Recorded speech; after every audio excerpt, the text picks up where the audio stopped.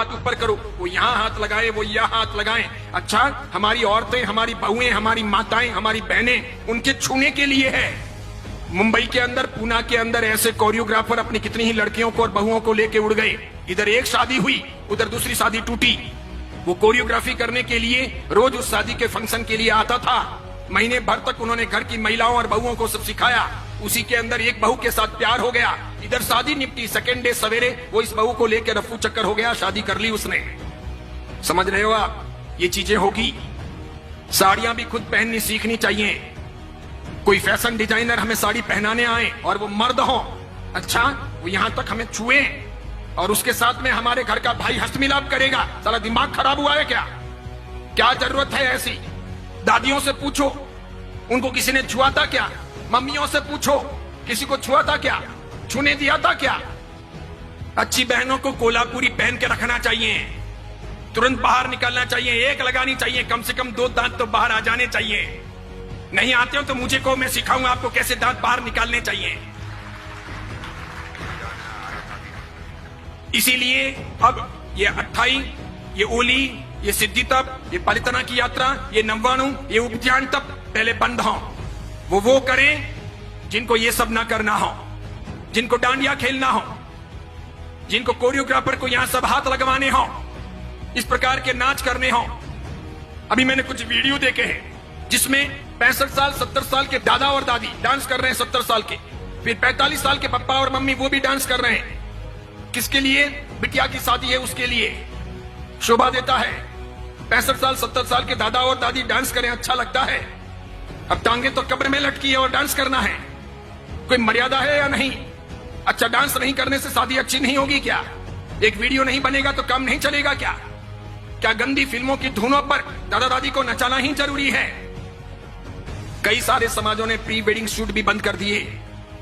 पुरोहित समाज ने पाली के उस घोषणा पत्र के अंदर यह भी किया कि हमारे समाज के अंदर दूसरों की देखा देखी कोई प्री वेडिंग शूट नहीं होगा, कोई आवश्यक नहीं है। वेडिंग के बाद यानी शादी के बाद आप आराम से घूमो, आपका काम करो, लेकिन यह शुभास्पद नहीं है। ये सब फिल्मों से, सीरियलों से आया है। क्या दिखाना है? और मुझे तो यूं लगता है कि हमारा बदन हमारे वीडियो के द्वारा इस प्रकार अर्धनग्न कपड़े पहने हुए, हाफ पैंट या इतना सा पहना हुआ नीचे, ऊपर इतना सा पहना हुआ, और फिर हम प्री वेडिंग शूट करते हैं और वो लोग देखते हैं तो क्या देखते हैं? क्या देखते हैं? आप दिखाना क्या चाह रहे हो? अच्छा, जो आपको दिखाना है वो आपके पति को दिखाना है कि दूसरों को दिखाना है? ये पति के लिए है कि दूसरों के लिए है? यानी आप एक सदाचारी मां बनना चाहती हो कि वेश्या रहना चाहती हो? करना क्या है? जाना कहां है? एम क्या है? उसी प्रकार पूछना चाहता हूं, जीटों की स्थापना हुई तो ये एम था क्या? कहीं जीटों के घोषणा पत्र में ये चीजें हैं क्या कि हम डांडिया रास का आयोजन करेंगे? स्थापना के दिन ही जीटों वालों को जूते पड़ गए होते।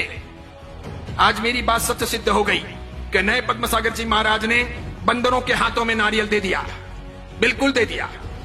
जीटों में कई लोग ऐसे भी हैं जो सदाचारी हैं, समझदार हैं, आचार संपन्न हैं, मुझे मिलते भी हैं, अन्य महाराज साहब को मिलते हैं। कई माताएं भी ऐसी हैं जिन्होंने व्यक्तिगत जिंदगी में ऐसा कुछ किया नहीं है, वे चाहते भी नहीं है, लेकिन अपने यहां पर ये समूह जो है मिलकर के माता फोड़ना, मेजोरिटी, डेमोक्रेसी, मुझे ऐसा लगता है कि जैन समाज के कुएं में किसी ने भांग डाल दी है, सबको वही पानी सप्लाई हो रहा है, इसीलिए सामूहिक पागलपन सवार है।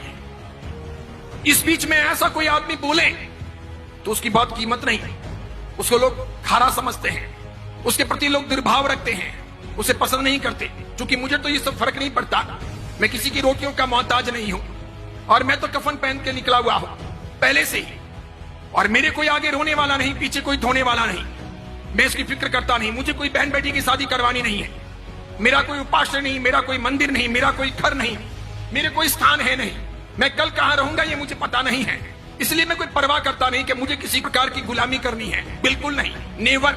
मैं तो सत्व के आधार पर जीने वाला आदमी हूं। जितने केस होने दें, जितने दुश्मन सामने आए आने दें, जिस मुकाम पर मौत होगी होगी, एक बार होगी, 2 बार थोड़ी होती है मौत, एक बार होगी। और किसी के सर्टिफिकेट से मुझे कोई स्वर्ग या मोक्ष थोड़ी मिलेगा, तो क्या फर्क पड़ता है कोई मेरे बारे में क्या बोलता है, कुछ भी कहें। इसीलिए मेरी फिक्र मत कीजिए, मुझे चिंता है समाज की। भगवान महावीर का समाज चिंता रहा, वो पवित्र रहा, अच्छा रहा, तो साधु साध्वियों का और हमारे सब कामों का कोई व्रत रहेगा। अगर भगवान महावीर का समाज ही कमजोर पड़ गया तो मेरे एक के मजबूत होने से क्या होगा? मेरे एक के जिंदा रहने या लंबी उम्र पा लेने से भी क्या होगा? मैं व्यक्तिगत सफलताओं को समाज के सामने, धर्म के सामने महत्वपूर्ण नहीं मानता। मेरी व्यक्तिगत सफलताएं कितनी भी हों, अगर वो व्यक्तिगत सफलताएं मेरे समाज के लिए, मेरे धर्म के लिए उपयोग में नहीं आती है तो मेरा जीना हराम है। फुकट की रोटियां खा करके कोई मतलब नहीं है। इसलिए मैं सोचता हूं सफलता का पहला मापदंड कि मेरा समाज सुरक्षित रहे, साफ सुथरा रहे, मेरा धर्म सुरक्षित रहे, साफ सुथरा रहे। यह आवश्यक है। आप जैसे लोगों को क्रांति करनी चाहिए, उठना चाहिए। पूरे बेंगलुरु में यह हवा फैलानी चाहिए कि डांडिया नहीं होगा, कोई जीतो, कोई जियो, कोई अन्य संस्थाओं के अंडर में नहीं होगा। उसके लिए संस्थाएं ना बने। जो लोग भी प्रयास करें आकर के मुझे कहिएगा, मैं आपके साथ में हूं, तन से, मन से, धन से, और पूरी ताकत लगाइए। और खास करके मैं मंत्र शक्ति से कहना चाहूंगा कि उठो। हमारी बहन बेटियों को, हमारी आने वाली परंपराओं को हमको भ्रष्ट नहीं बनाना है, वेश्या नहीं बनाना है। जवानी के दिन तो चले जाएंगे, उनको लोगों के सामने नहीं थिरकाना है। वो गंदे गंदे फिल्मों के गीत क्या सिखाने हैं, क्या जरूरत है, और क्या क्या होगा, और वापस रात्रि भोजन होगा। इसलिए जीतों की भलाई इसी में है कि वो समझें, वो मर्यादा में रहें, वो ऐसे काम ना करें। वो IAS IPS के लिए काम कर रहा है, वो बहुत अच्छा है, वो कीजिए। एजुकेशन के लिए, साधर्मिक भक्ति के लिए, मेडिसिन के लिए, या फिर साधु साध्वी के वैयावच यानी श्रवण आरोग्यम के लिए जो काम कर रहा है वो अच्छा है, बहुत बढ़िया है। इसके लिए वे अभिनंदन के पात्र हैं। लेकिन ये जो काम किया जा रहा है, इसमें जो लोग भी लगे हुए हैं, बस इसी में शान है कि चुपचाप पीछे हट जाएं, ना करें। इसका अंजाम अच्छा नहीं होगा। फिर ऐसा ना हो कि हमको दूसरे कोई तरीके अपनाने पड़े बंद करवाने के लिए। ऐसी चीजें मान्य नहीं होनी चाहिए।